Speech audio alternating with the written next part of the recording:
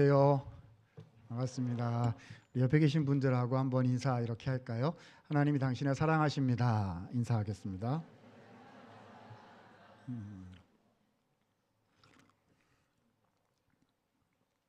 오늘 우리는 향유옥합 이야기를 생각하려고 합니다.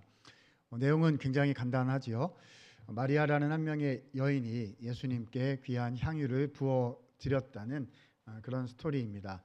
헌신했다는 그런 말씀이죠. 워낙 잘 알려진 이야기여서요. 신앙생활을 좀 해보신 분들이시라면 한 번 정도는 이 말씀에 큰 은혜, 감동을 받으셔서 주님, 저도 마리아처럼 예수님께 헌신하는 삶을 살고 싶습니다. 결단해 보신 적이 있으시리라 생각이 됩니다. 노래도 있어요. 이 스토리에서 나온 유명한 교회 노래가 있는데 아시죠? 네, 이렇게 4분음표로 이렇게 하나씩 이렇게 돼 있는 그 4분음표가 저는 늘 기억이 나더라고요. 내게 있는 향유 옥합. 4분음표 맞죠? 주께 해 가져와. 주님 앞에 헌신을 다짐하는 그런 찬양이기도 합니다. 그런데요, 여러분, 오늘 저는 익히 알려진 이 말씀을 조금 더 깊이 살펴보기 위해서 본문을 생각하는 여는 질문을 하나 준비해 왔습니다. 질문을 합니다. 질문한다고 하니까 생각하시길, 저 사람이 학교에서 나온 것이 맞구나. 우리에게 평가를, 기말고사를 치려는가, 우리에게 성적을 주려는가. 여러분, 저는 학교에서는 깐깐한 선생이기는 하지만 교회에서는 선한 사람으로 있다가 갈 겁니다. 여러분 괴롭히지 않을 거고요. 제 말투가 질문합니다. 그리고 답변도 하고 이제 제가 다 하는 건데, 북치고 장구치고 누가 다 하죠?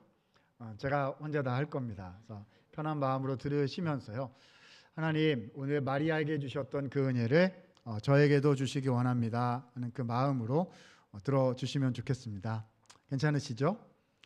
자, 그러면 오늘 여는 질문 한번 소개해 볼까 합니다. 그러니까 본문을 생각하게 만드는 우리에게 던져지는 질문인 거죠. 마리아는 도대체 왜 그랬을까? 그 질문입니다. 자, 요즘 우리 젊은 청년들과 또 우리 아이들 표현으로 하자면 그녀는 왜 그랬을까가 되겠죠. 마리아가 예수님께 향유를 올려드린 그 의미, 그 마음은 무엇이었을까예요. 그렇지 않습니까? 그 마리아의 마음이 우리 마음에 와서, 내 마음에 와서 좀 닿아야, 그래야 나도 우리도 마리아처럼 예수님께 헌신할 수 있는 것 아니겠습니까? 그렇죠?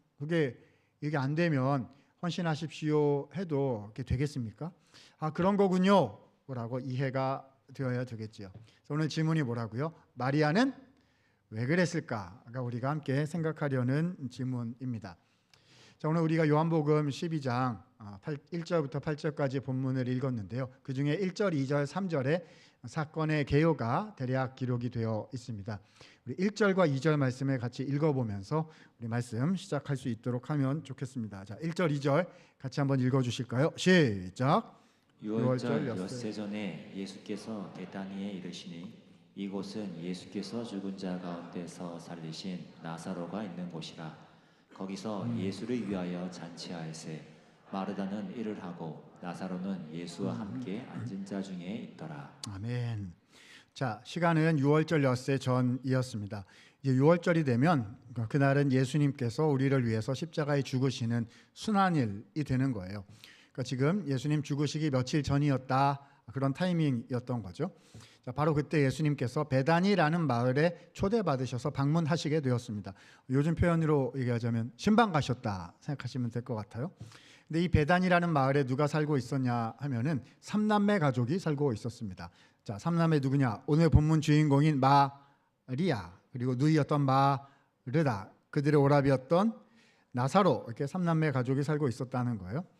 성경에 나사로가 한 번 나오는 게 아니기 때문에 이 나사로가 누구냐 생각해 보면은, 오늘 본문이 12장인데 바로 앞장 11장에 보면 나사로가 주인공인 사건이 하나 나오고 있습니다.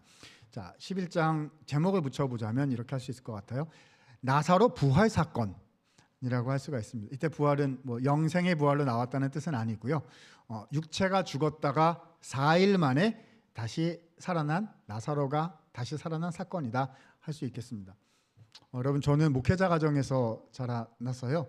성경의 주요한 모태 신앙이에요. 그래서 성경의 주요한 스토리들이 제 안에 옛날 교회 노래 버전으로 저장되어 있는 경우가 다수 있습니다. 자, 여러분 혹시 아실 젊으신 분들이 꽤 있으셔가지고 약간 염려가 되긴 하는데요. 예수님이 말씀하시니라는 노래 혹시 들어보신 적 있으세요? 1절은 이렇게 돼요. 예수님이 말씀하시니 물이 변하여 포도주 됐네. 여러분 물처럼 살 것입니까? 포도주처럼 살 것입니까? 주님께서 우리를 포도주처럼 바꿔주신 줄로 믿으시기 바랍니다. 뭐 이런 게 1절이고요. 2절은 이렇게 됩니다. 예수님이 말씀하시니 죽은 나사로가 살아났다네. 나사로야 나오너라. 우리 주님 말씀하시자 죽은 지 며칠요? 4일이나 되어서 시신에서 냄새가 나려고 했던 그 나사로가 벌떡 일어나서 주님 부르셨습니까? 충성 뭐 이랬을지 모르겠어요. 성경에는 안 나오지만 한국식으로 얘기하자면 저벅저벅 걸어 나온 그 나사로 부활 사건이 바로 앞장 11장이라는 것입니다. 자, 근데 공간은 똑같아요. 다 똑같은 베다니 마을 나사로 가족 얘기입니다. 자, 12장에 그 마을에 예수님께서 다시 방문하시게 되었던 것이죠. 거의 마을 잔치 수준이 아니었을까 싶습니다. 자, 가운데 예수님 앉아 계셨을 것이고요. 자, 우리 같으면 예수님 옆에 누구 앉혀야죠? 나사로 앉혀야죠. 우리 한국식으로 얘기하자면 예수님 봤다, 나사로 봤다, 나사로 봤다, 예수님 이야 다시 살리신 거 맞구나 다 알면서도 그 눈으로 보면서 와 이거 하는 그런 잔치 분위기 아니었을까 싶습니다.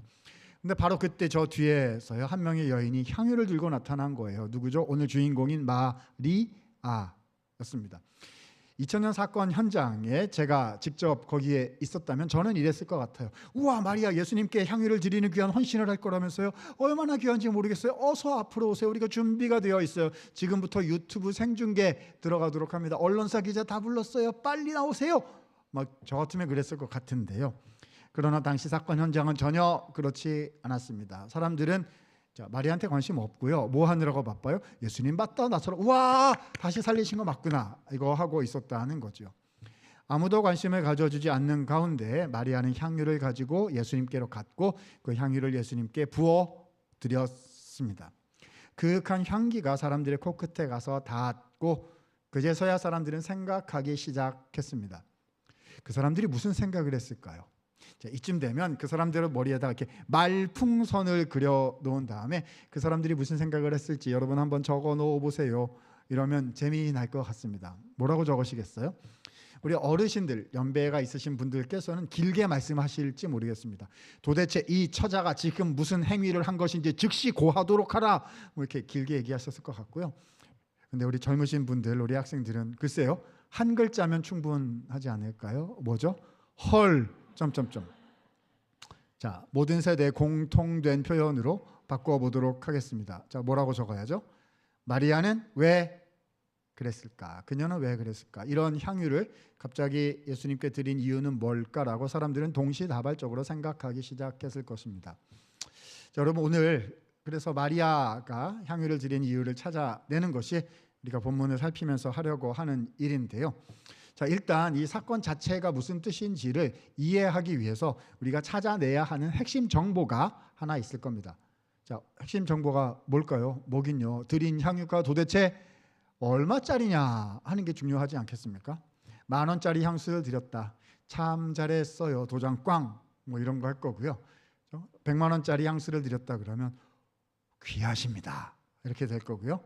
1000만 원짜리 향수를 드렸다 그러면 집에 무슨 일 있으셨어요? 이렇게 될 가능성이 있겠죠. 그러니까 얼마짜리냐가 중요하겠죠.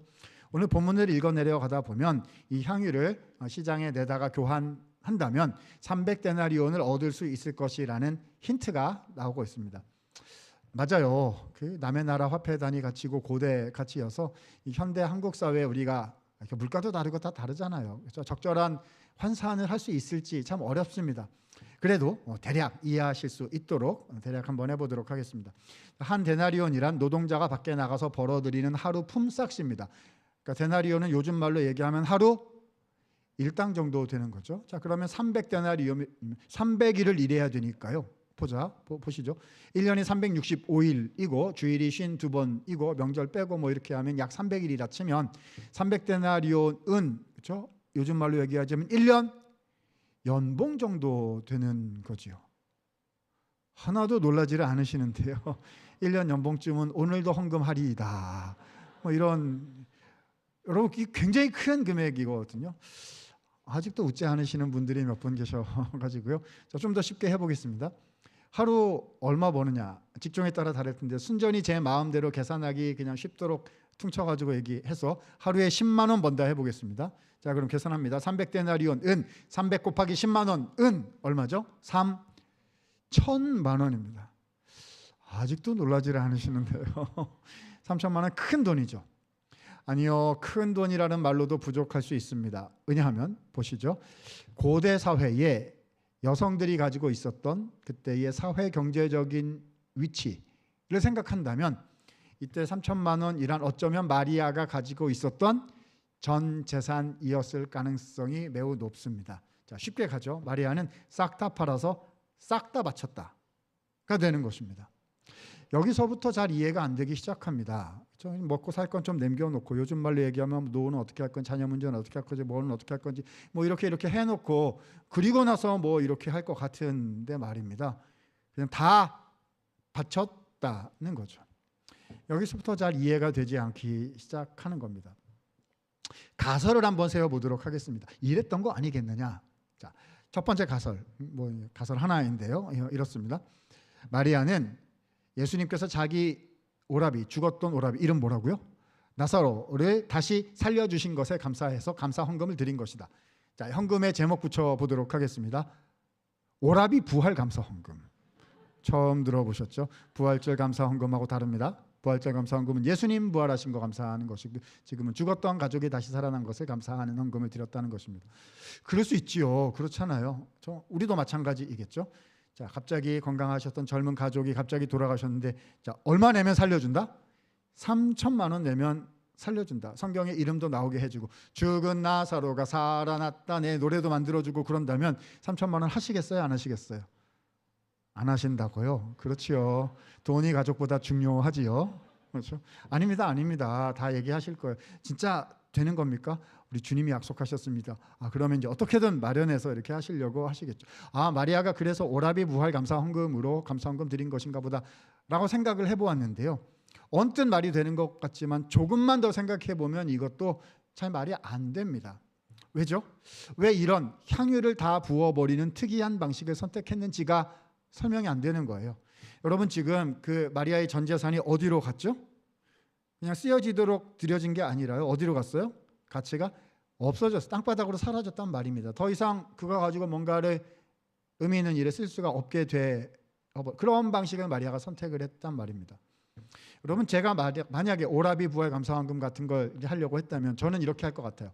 은행으로 갈 겁니다. 자, 직원분 나오세요. 예수님께 계좌 이체하기는 송구하니 마음을 잘 전할 수 있도록 저는 현금으로 하도록 하겠습니다. 신권으로 일렬번호 맞춰서 빳빳한 애들로 마련해 주세요. 이렇게 해가지고요, 예쁜 봉투에다가 순서 맞춰야죠. 잘 맞춰 딱 넣고 예쁜 손편지 이렇게 쓸 겁니다. 사랑하는 예수님, 오라비 다시 살려주셔서 너무 감사드려요. 제가 가진 것으로 주님께 드리니 저의 마음을 받으시고 이에 제가 드리는 이 재물이 주님의 선교 사역과 복음 사역과 또 어려운 분들을 돕는 여러 가지 의미 있는 일에 잘 쓰일 수 있도록 써주세요. 그렇잖아요. 우리가 하나님 앞에 재물을 드릴 때 얼마나 잘 쓰이기를 소망하는 마음이 있는 겁니까? 그 어떻게 번 돈인데요, 그렇죠? 주님께 드리는 그 마음이 있는 거 아니겠습니까? 주님, 의미 있는 곳에 써주세요. 그리고 주님 요즘 얼굴도 좀 상하셨던데 가끔 마시는 것도 좀 잡수세요. 예수님 감사해요, 사랑해요. 뭐 이래가지고 딱 드리면, 그렇죠? 마음도 전할 수 있고 나의 소중한 재물이 의미 있는 곳에 쓰여질 수도 있고 그렇게 하는 거 아니겠습니까? 근데 이 여자는 지금 어떻게 했어요? 예수님하고 이런 방법 상의도 안 하고 막 가서 마음대로 향수를 샀어요. 그리고 그 향유를 가지고 와가지고 예수님의 몸에다가 막 붓더니 막 울더니 머리카락 그걸 막 닦더니 막 이랬단 말입니다. 그렇죠? 도대체 무슨 마음으로 이런 행동을 한 것인지 생각할수록 이해가 잘 안 되더라는 것이죠. 여기까지가 1절, 2절, 3절의 사건의 대략적인 내용입니다. 궁금해져요. 그런데 오늘 본문의 흐름은 여기서 탁 멈추십니다. 대답 안 해주세요. 그리고서는 오히려 4절, 5절, 6절에 또 다른 한 인물을 등장시키셔서 그 다음 이야기를 풀어가십니다. 우리는 본문의 흐름을 따라가는 것이 필요하겠지요. 자, 4, 5, 6절에 나오는 인물은 누구냐? 아마 우리 성도님들께 성경에 나오는 인물들 중에서 제일 싫은 사람 하나만 골라보세요 그러면 틀림없이 이 사람을 고르실 것 같습니다. 이름이 네 글자인데 뒤에 두 글자가 유다예요. 누구죠? 가룟 유다. 어떤 사람입니까? 이제 며칠 지나지 않아 예수님을 팔아넘길 배반자 아닙니까? 그죠? 그 유다가 사건 현장에 탁 있다가 마리아가 향유 드리는 것을 보더니 오히려 마리아를 막 꾸짖었다는 거예요. 근데 그 꾸짖은 내용이 턱 처음에 들으면 되게 합리적이고 상식적인 그런 이야기처럼 들립니다. 자, 오늘 본문 5절 말씀에 유다가 한 말이 기록되어 있습니다. 자, 5절 말씀 같이 한번 읽어볼 수 있도록 이렇게 하면 좋겠네요. 자, 같이 있습니다. 시작.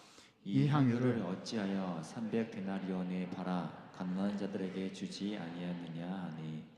유다가 무슨 말한 걸까요? 한국말인데 이렇게 길어가지고 잘 이해가 안 되시죠? 쉽게 요약합니다. 이렇게 말한 거예요. 아깝도다 이렇게 한 거예요. 그죠? 캐시로 현금으로 바치거나 물건으로 바쳤으면 현금으로 바꿔가지고 좋은 일에 쓸 수가 있었을 거였는데 땅바닥으로 갔도다 이렇게 말한 거죠. 아깝도다. 생각해 보면요, 이 유다가 생각한 이 바로는요, 우리가 지금까지 생각해온 지극히 합리적이고 상식적인 논점과 탁 일치하는 것 같습니다. 유다가 괜찮은 사람이었나? 아닙니다. 그렇지 않아요. 유다의 실제 속내는 훨씬 더 시커매서 다른 마음을 품고 있었다는 사실이 4절과 6절 말씀에 잘 나타나 있습니다.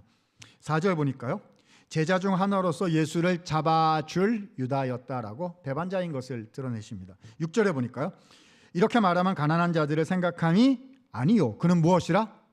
도둑이라 돈깨를 맞고 거기 넣는 것을 훔쳐가는 자였다는 것을 밝히 드러내주시고 계십니다.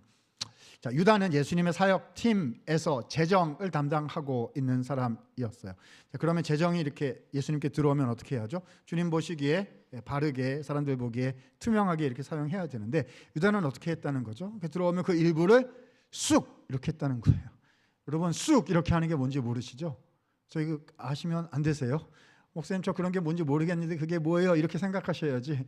저게 뭔지 잘 이해가 돼 이러시면 큰일 나십니다. 안 돼요, 안 돼요. 300데나리온이 오고 있구나 막 이렇게 생각을 했으니까 보자마자 300데나리온이 이런 말을 한 거 아니겠습니까? 300데나리온이다, 일부를 내가 쑥 해야지 이렇게 했는데 그 가치가 어디로 갔어요? 땅바닥으로 사라졌단 말입니다. 그렇죠? 그러니까 그걸 나한테 바쳤어야지 이렇게 말하고 싶었으나 예수님도 계시고 사람들도 있고 하니까 그냥 아깝도다 라는 정도로 퉁치고 말았다는 것이지요. 여러분, 이렇게 말씀드리면 이렇게 생각하시는 분이 계실지 모르겠어요. 목사님, 그럴 줄 알았어요. 유다가 나쁜 놈인 줄 제가 진작에 알고 있었습니다 라고 말씀하실 것 같은데 여러분, 그렇게 쉽게 생각하시면 안 되십니다. 왜죠? 유다가 지금 이 시점에 이렇게 부족한 넘어진 모습을 보이고 있을지는 모르겠지만 3년 전 주님이 처음 그를 부르셨을 때 그는 그렇지 않았을 거예요. 여러분, 예수님께서 제자들을 공생의 시작 지점에 그때 부르셨을 때 그들에 대한 일관적인 성경의 기록은 이렇습니다. 제자들이 모든 것을 다 버리고 예수를 쫓았다 이렇게 돼 있어요. 그들은 다 바친 사람들이었습니다. 우리는 저 일부 좀 남겨놓고 주님께 드리고 헌신하고 이렇게 하지만 그들은 계산 안 하고 진짜 전부 다 주님께 바쳤던 사람들이고 그 중에 한 명이 유다였을 거라는 거지요.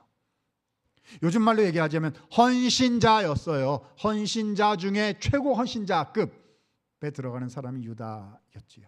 더 요즘 교회식으로 얘기해 볼까요? 유다는 이런 존재였던 거죠. 교회 구조 안에 들어와 있어요. 주일 예배 시간에 와서 앉아 있단 말입니다. 봉사하는 직분도 있어요. 맡은 것도 있어요. 몸이 예수님 옆에 탁 잘 붙어 있다는 겁니다.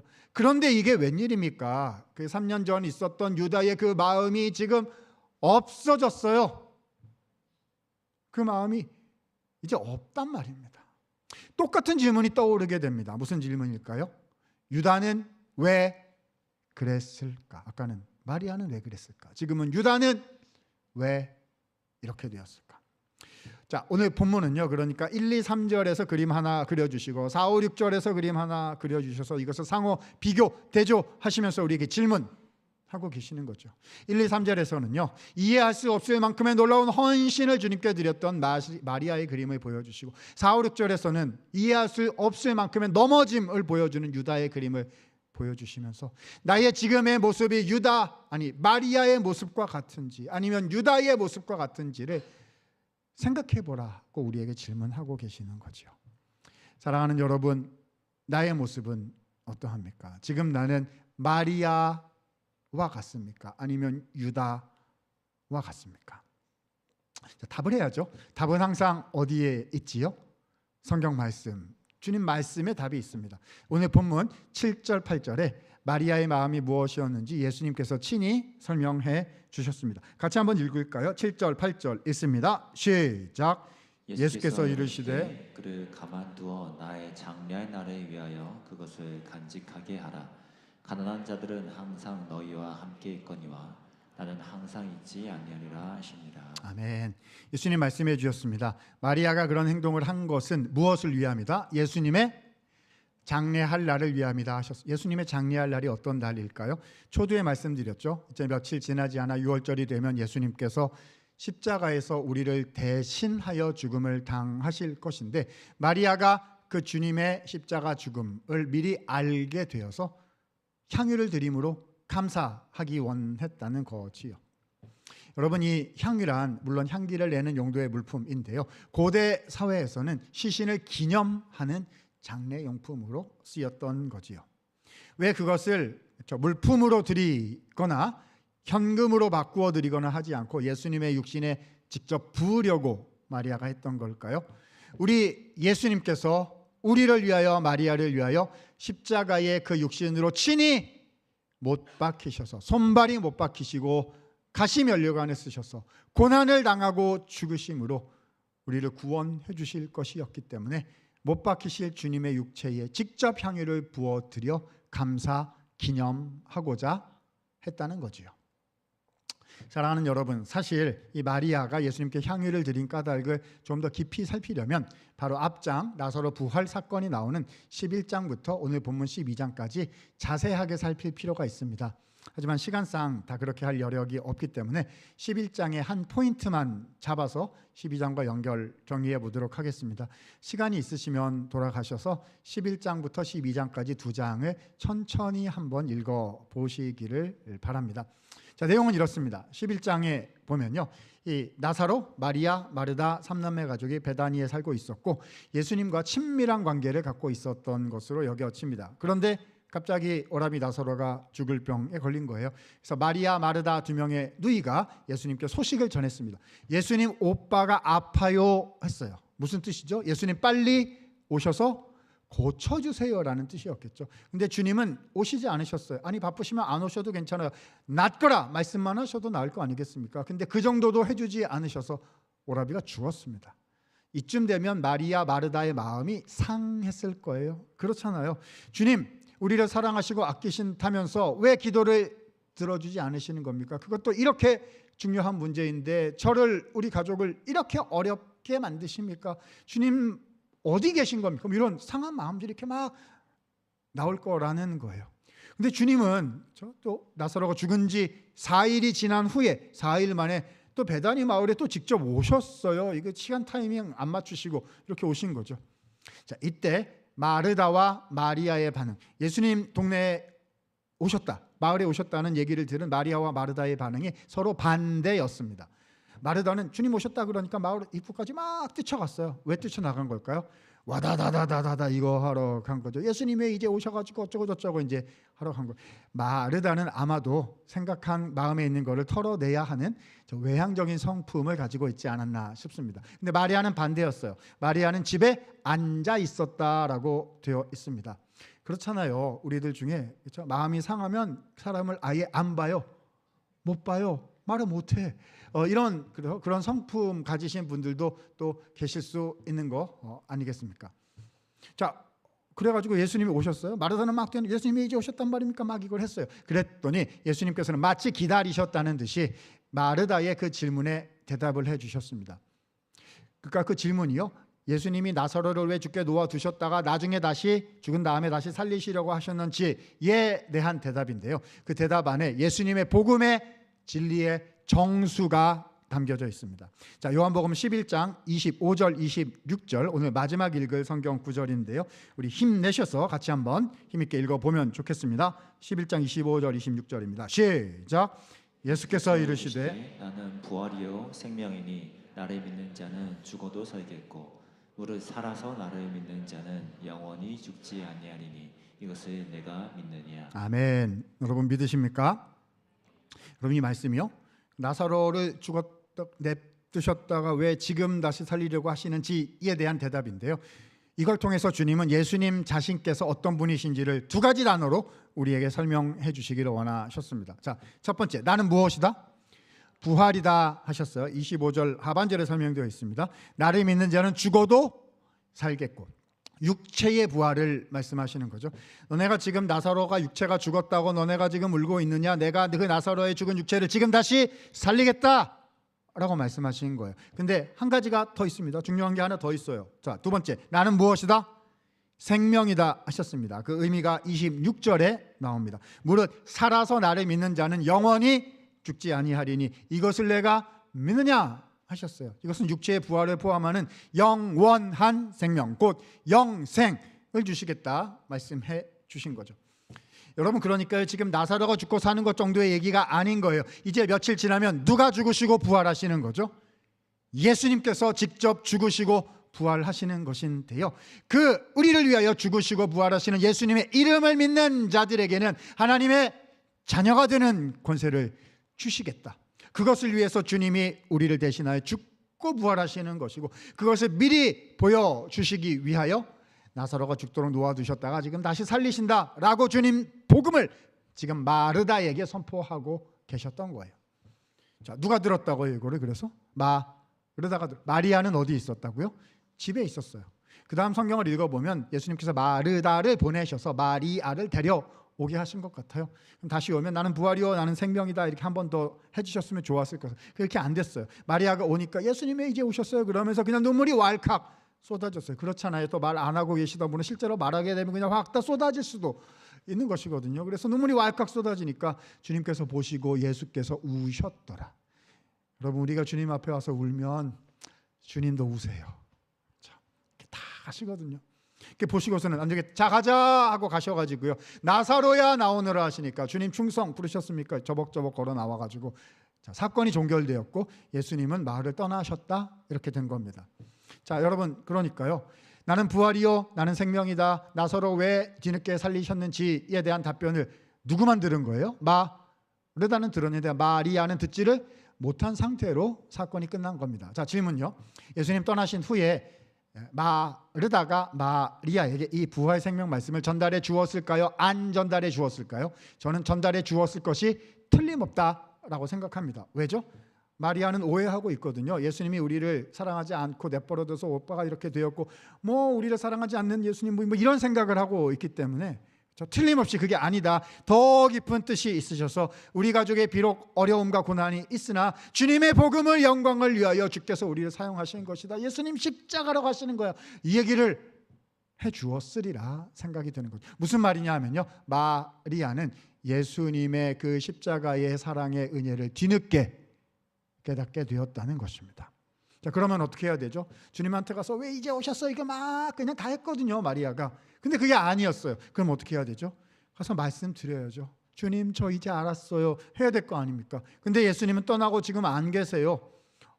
근데 이게 웬일입니까? 얼마 지나지 않아서 예수님께서 초대를 받으셔서 베다니 마을에 다시 방문 신방하러 오신 거예요. 그러면 어떻게 해야 되죠? 가서 말씀을 드려야죠. 근데 말씀을 드릴 수가 없어요. 지금 마을 잔치 분위기인데 또 마리아가 예수님 앞에 가면 그냥 또 눈물이 왈칵 쏟아져가지고 다 바꿔놓을 거 아니겠습니까? 그래서 할 수가 없어요. 그래도 말씀을 드려야죠. 그래서 말씀을 드리기로 했습니다. 어떻게 해요? 한번 보시면 예수님께서 다 아실 것을 준비한 거지요.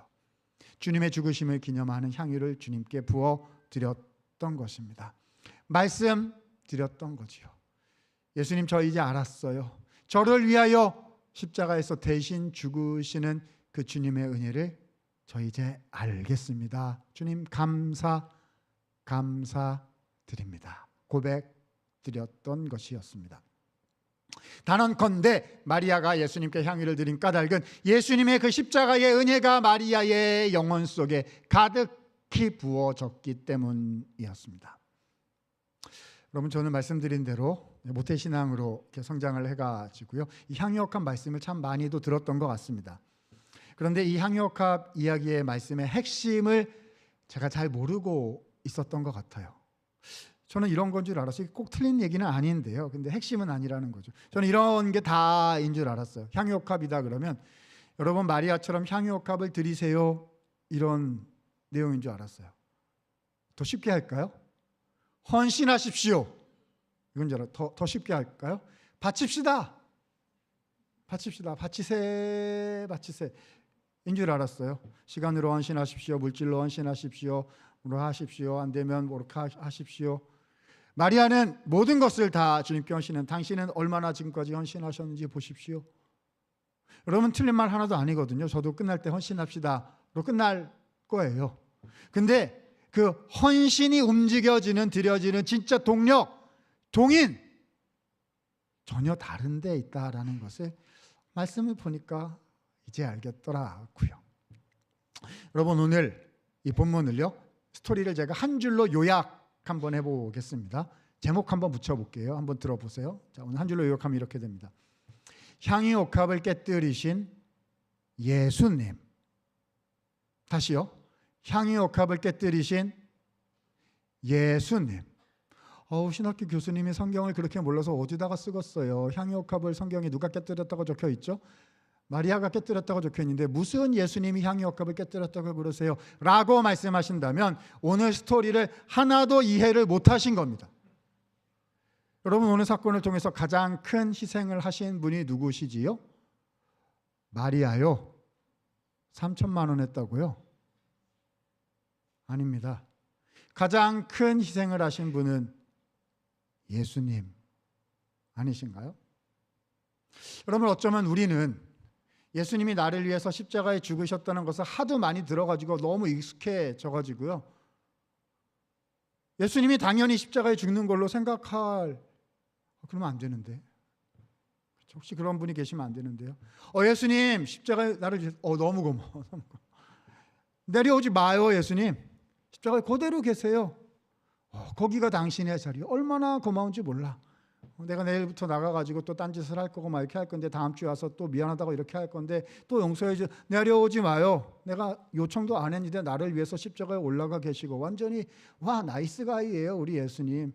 당신의 자리가 그 자리요. 그거 하러 왔다면서요. 내가 부탁도 안 했는데 알아서 와놓고 내가 무슨 상관이야. 그냥 거기에 잘 계세요. 평생 거기 있어요. 평생 내가 고마워할게요.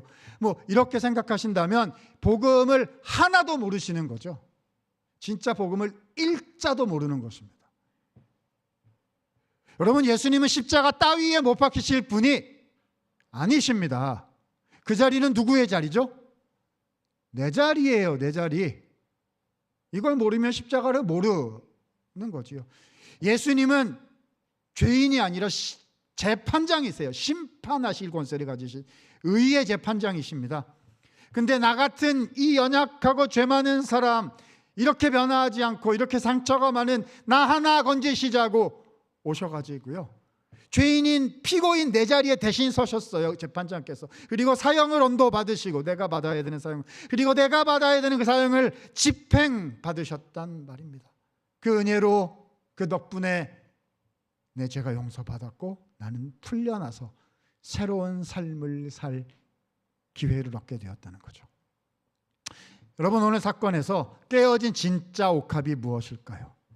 나를 위하여 십자가에 못 박히신 주님의 육신이야말로 깨어진 하늘의 참 옥합이 아니겠습니까?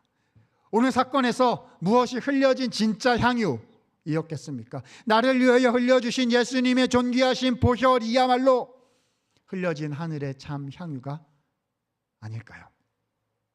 그래서 여러분 저는 향유를 드렸던 마리아의 마음을 이렇게 표현할 수 있다고 생각합니다. 한번 들어보세요. 마리아의 마음이에요. 마리아는요, 그러니까 바친 게 아니었어요. 어떻게 바쳐요? 바친다고 생각하면 남겨놓고 이렇게. 마리아의 마음은, 마리아의 향유는 이런 마음이 이런 거였죠. 마리아는 바친 게 아니라 받은 것이었습니다. 받은 것이었죠. 예상할 수도 없고 이해할 수도 없고 기대할 수도 없었던 그 놀라우신, 나를 위해 하나님의 아들이 죽으시는 그 은혜를 받았기에 주님 감사합니다. 주님 감사합니다. 그렇게 말씀드렸던 것이지요. 여러분, 우리가 교회 신앙생활을 하다 보면은요, 주님께 헌신하고 희생하고 무엇을 드리고 바칠 때들이 많이 있어요. 우리 수지 예본교회는 참 좋은 교회이고 교회를 위해서 기도하시고 헌신하시는 많은 분들이 계시다는 것을 제가 와 보니까 이렇게 저도 보면 알아요. 교회를 종종 방문하는 사람이라 가보면 알아요. 참 많이 계시구나, 그런 마음이 느껴집니다. 우리가 이렇게 주님 앞에 헌신을 이렇게 해요. 그래서 막 쌓으면 내가 주님께 헌신한 게 많구나, 이런 생각이 듭니다. 그런데 막상 눈을 들어 주님께서 나를 위해서 십자가에서 하신 그 헌신과 희생을 보니 내가 한 것은 주님께서 나를 위해서 해주신 일들에 비길 수 없어, 비할 수 없어. 우리는 주님 감사합니다, 주님 감사합니다, 이렇게 말씀드릴 수밖에 없는 거지요. 바친 인생이 아니라 받은 인생이니까요. 여러분, 이렇게 말씀드리면요, 설교 끝나고 예배 끝나고 이렇게 내려가면은 누군가가 저를 찾아오실 것만 같습니다. 목사님 일리 좀 와봐요 해가지고 저 끌고 방으로 들어갈 것 같아요. 뭐 좀 물어봅시다 그러실 것 같아요. 그 말은 되게 잘하시더만요. 실제로 당신이 이야기한 그게 삶 속에서 진짜로 당신은 되시오, 이렇게 말씀하실 것 같아요. 여러분, 제가 오늘 얼마나 어려운 이야기를 하는지 제가 잘 알고 있습니다. 바친 인생을 살면서 그게 사실은 받은 인생이라고 이해하세요, 이런 말이 있고요. 헌신하시면서 헌신한 것이 감사하다라고 생각하세요 라는 말이, 이게 얼마나 어려운 일인지 정말 어려운 일인 것을 알고 있어요. 헌신, 희생 해보신 분들이라면 아실 겁니다. 잘 안 돼요. 그래서 주님이 항상 저를 빚어주시고 또 가르쳐주시고 해주십니다. 그래서 주님께서 저에게 가르쳐주신 사건 한 토막 말씀드리고 찬양하고 기도할 수 있도록 하겠습니다. 말씀드린 것처럼 저는 목회자 가정에서 태어나서 자라왔어요. 그래서 신앙 안에서는 감사하게 자랐지만 뭐 재정적으로는 넉넉하지는 않았던 것 같습니다. 흙수저 정도 되었던 것 같아요. 그렇지만 이제 신학교 가기 전에요, 어떤 분들이 누군가 저한테서 그래도 네가 가진 게 뭐 있으면 자랑할 만한 거 있으면 한 가지 얘기해봐라 하신다면 한 가지 얘기할 게 있었습니다.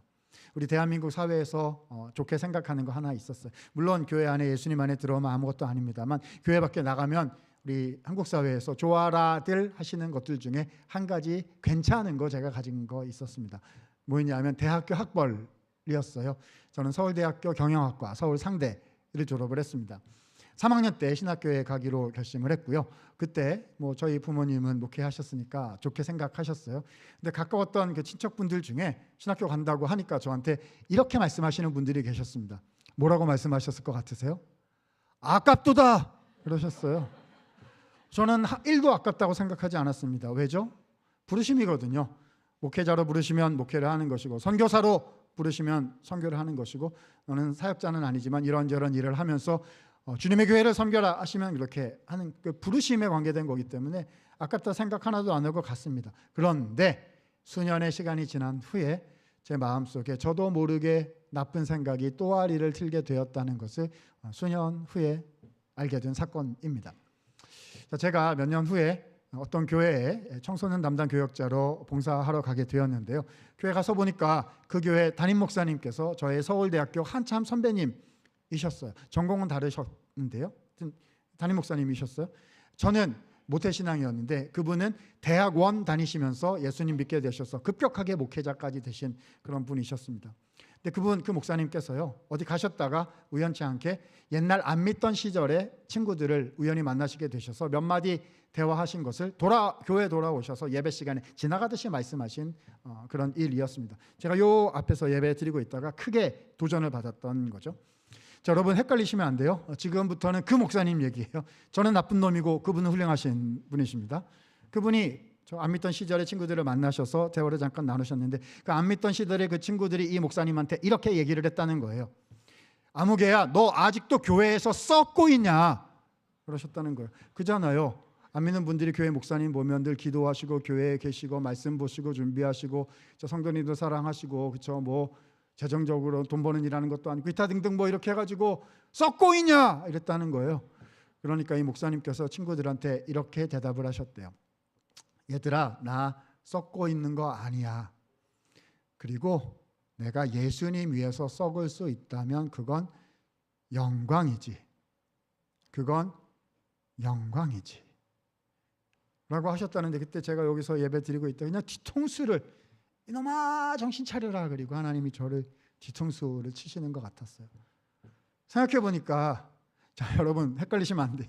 지금부터는 그 목사님 얘기가 아니라 제 얘기예요. 그분은 훌륭하신 분이시고 저는 이상한 사람이에요. 제 마음속에 저도 모르게 이런 생각이 또아리를 틀었던 거죠. 이게 저예요. 이야 나는 이래봬도 괜찮은 거를 나는 바친 인생이다. 바친 인생으로 제가 저를 생각하고 있었더라고요. 주님께서 이놈아 그거 아니야 하신 거죠. 그래서 생각해 보았어요. 저는 바친 인생이 아니라 받은 인생이더라고요. 그렇지 않습니까? 너무나도 놀라운 그 십자가의 사랑의 은혜를 받은 부활과 영생을 받게 된 받은 인생이더라고요. 뿐만 아니죠. 존귀하신 주님의 교회를 봉사하고 목양할 수 있는 이야 놀라운 특권을 받은 그 무엇과도 바꿀 수 없는 그 귀한 일을 받은 인생이더라고요. 그래서 내가 생각을 바꿔야 되겠구나. 나는 바친 인생이 아니라 받은 인생이다라고 생각을 바꾸기로 했습니다. 그 다음에 잘 됐을까요? 안 되죠. 그 다음에 잘 안 됩니다. 우리 수지 예본교회는 좋은 교회여서 아마 안 그럴 수 있는데요. 교회 평균적으로 얘기를 하자면요. 교회는 특별한 곳이요 가지고요. 그래서 은혜를 받고 뭐 헌신하고자 하고 뭐 그렇죠. 좋은 마음 가지려고 그런 사람들한테 일을 더 시켜요. 그래가지고 이렇게 보면은요, 은혜 받았고 훈련도 받았으니까 당신이 한 번 더 기도하시고 한 번 더 시간을 내시고 한 번 더 인내하시고 한 번 더 용서하시고 주님의 뜻을 한 번 더 구해보시고 뭐 그래가지고요, 내가 주님을 위해서 희생하고 양보한 걸 개수를 세보니까 그렇죠? 이게 지금 1만 23번, 100만 23번, 100만이죠. 100만 23번을 내가 주님을 위해 헌신한 거예요. 교회 이렇게 보니까 100만이 뭐예요? 23번밖에 안 한 인생들이 막 돌아다니고 있어요. 하나님 저런 사람들이 100이라도 하게 되면 그 다음 제가 100만 24번째를 해보겠습니다. 주님 왜 자꾸 저예요? Why me? 뭐 이런 생각이 막 들거든요. 근데 그때마다 주님이 뭐 설교나 뭐 이렇게 묵상이나 통해 가지고 내가 널 사랑했다, 내가 널 불렀다 막 이러시는 것 같단 말입니다. 그러니까 내 100만 25개 해볼게 막 이러다가 어떻게 되냐면 이 동네에서 내가 제일 많이 바친 사람이다. 여러분 안 그러신데 못난 제가 그렇더라고요. 주님을 위해서 한다고 했는데 내가 한 걸로 자꾸 이렇게 쌓여가지고 그렇죠? 그때마다 주님이 어떻게 하시겠죠? 이야 이놈아 그거 아니야. 너는 받은 인생이야. 여러분 뒤에 와서 보시면 제 뒷머리 납작하거든요. 이렇게 이놈아. 여러분 신앙의 가치 헌신이란 딱 하나예요. 딱 하나입니다. 뭐죠? 내가 뭐 했나? 내가 얼마나 드렸나? 이런 거 아니에요. 하나가 살아있어야 그게 진짜입니다. 헌신이란 그냥 하나인 뭐죠? 예수님께서 나를 사랑하셨습니다. 예수님께서 나를 사랑하셨습니다. 이 주님의 말씀이, 이 주님의 은혜가, 이 주님의 가치가 너무나 커서 그 가치 안에 모든 우리의 삶이 다시금 살아나게 되는 것, 그것이 인생이고 그것이 진짜 신앙인 거지요. 그럼 하나 말씀드리고 마쳐요. 우리는 모두 다 마리아처럼 향유를 주님께 드리는 헌신하는 인생 살아야 돼요. 헌신하는 인생이 진짜 인생입니다. 그런데요, 향유를 드리려면 어떻게 해야 될까요? 자, 이렇게 하면 안 되시고 이렇게 하면 되실 거예요. 안 되시는 방법, 되시는 방법 말씀드리고 기도할게요. 이렇게 하면 안 될 겁니다. 내가 가진 향유를 모아서 그거로 드리려고 하면 잘 안 되실 거예요. 왜죠? 금방 동나서 소진돼서 없어지고요. 그래서 억지로 이렇게 하려다 보면 이 동네에서 내가 제일 많이 바친 사람이다 이런 생각이 저처럼 들어서 어려워질 거예요. 그렇게 하시면 안 되세요. 어떻게 하셔야죠? 이렇게 하시면 됩니다. 향유는요, 하늘에서 받아서 드리고 나누는 것입니다. 다시요, 향유는 하늘에서 받아서 드리고 나누는 것입니다. 오늘 말씀 들으시고 아무쪼록 주님, 마리아처럼 저에게 십자가의 은혜를 늘 부어주셔서 향기 나는 인생, 헌신하는 인생으로 살아가게 하여 주시옵소서. 이 믿음으로 살아가실 수 있기를 우리 예수님 이름으로 축원드립니다. 자, 우리 찬양할까요? 내게 있는 향유옥합 1절만 찬양하고 함께 합심해서 기도하시겠습니다. 내게 있는 향유옥합 주께 가져와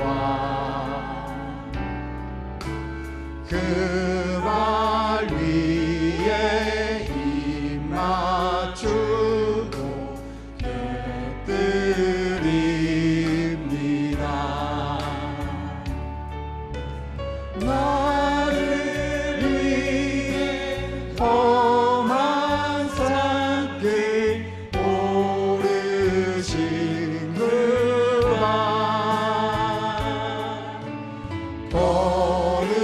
걸음마다 크신 사랑 새겨놓았네. 말씀 생각하시면서 이렇게 한번 기도하실까요? 마리아에게 주셨던 그 십자가의 은혜가 하나님 오늘 저의 삶에 임하게 하시고 남은 저의 일생 동안 날마다 그 은혜에 감격하고 충만하여 향기 나는 헌신의 인생 살아갈 수 있도록 저를 붙잡아 주시고 우리의 가정을 붙잡아 주시고 우리의 교회 위에 은혜를 내려 주시옵소서. 이 기도 제목으로 합심해서 기도하겠습니다.